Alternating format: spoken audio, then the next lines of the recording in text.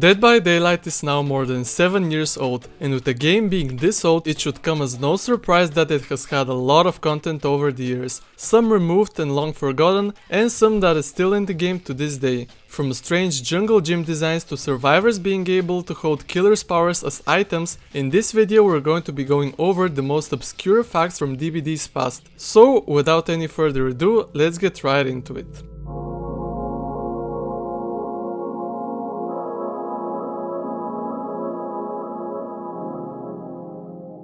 When the 1.3.1D patch was released at the end of 2016, players discovered one of the craziest bugs in DBD's entire history. Basically, you could equip any perk, item, off-rank or even cosmetic piece on any character. So for example, you could have the nurse with Jake Park's head, I guess? You could also have killers use each other's powers, like for example Michael Myers, or even Nurse using Hillbilly's power.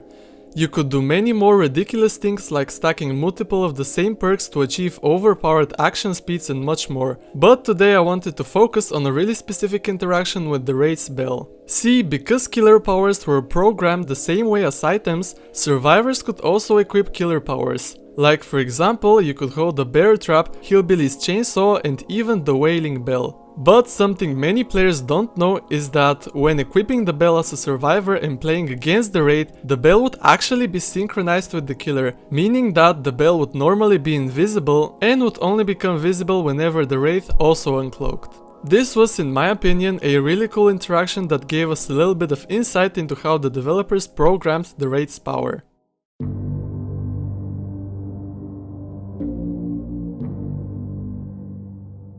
Many players know that in the early days of Dead by Daylight, there existed the so-called double pallets, which I have talked about multiple times in my videos now. Basically, whenever a certain tile had two locations for pallets to spawn in them, both locations were chosen. This was the exact same with windows, which meant that 2016 jungle gyms featured two pallets and two window vaults simultaneously. This was also applied to 4-lane walls and many, if not all, the main buildings back then. Facts like this one are pretty well known, but something that many players don't know is that in the first couple of versions of Dead by Daylight, the TL walls, specifically in Haddonfield records, featured not only two window vaults, but also a pallet between the L wall and the locker corner. This of course significantly increased the strength of the tile, as the pallet acted as a get out of jail free card that could always save you if the killer was able to pull off a successful mind game on you. Except for in this clip, I guess. Speaking of the TLs in Haddonfield records, at some point around the 1.2.0 update, the developers added this weird hole in here for some odd reason. Speaking of TL walls in general, sometime before or after the 1.3.0 update, I'm not quite sure, Behavior also experimented with adding a pallet at the place of the window vault on the TL walls in Coldwind Farm specifically. This made the tile incredibly weak, as you couldn't chain the two windows anymore, as there was, only one of them now. And the pallet was probably one of the most unsafe pallets in the game. Additionally, sometimes this pallet would completely bug out, and would show a upright pallet model which wouldn't change its position upon being pulled down, and that killers couldn't walk through, but survivors were able to use as usual.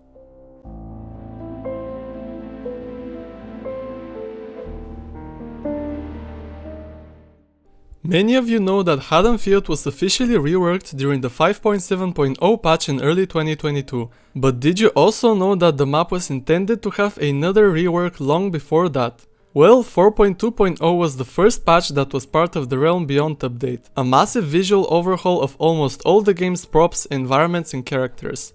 4.2.0 implemented new models for pallets, chests, lockers and generators, and updated several outdated animations. Along with that, two realms received graphical reworks, these being Yamoka Estate and Springwood. However, something that is not even mentioned in the patch notes is that during the PTB of this patch, Haddonfield also received a slight visual update. Most, if not all, the trees on the map received completely new models. This, in my opinion, completely changed the feel of the original map, as it now felt a little more claustrophobic, I guess, since the lack of the trees' crowns in the previous iterations of the map made it feel a lot more open. Well, this graphical rework, if you could call it that, didn't make it to the live release of the 4.2.0 update, and players were left with the original feel of Haddonfield until 1.5 years later.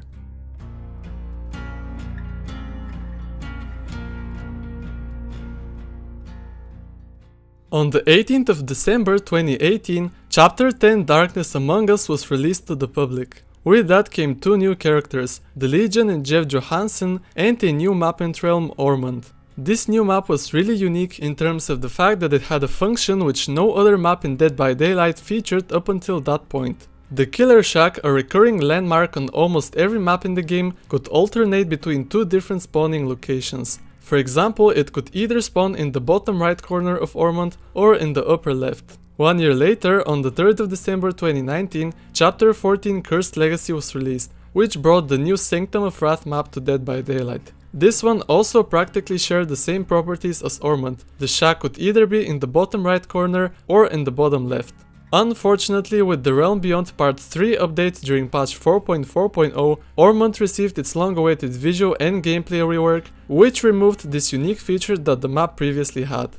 Even though the Yamaoka Estate realm got reworked a couple of updates prior to that, the developers kept this feature for the Sanctum of Wrath map, and currently this is the only one in the game in which the Killer Shack has two possible spawn locations.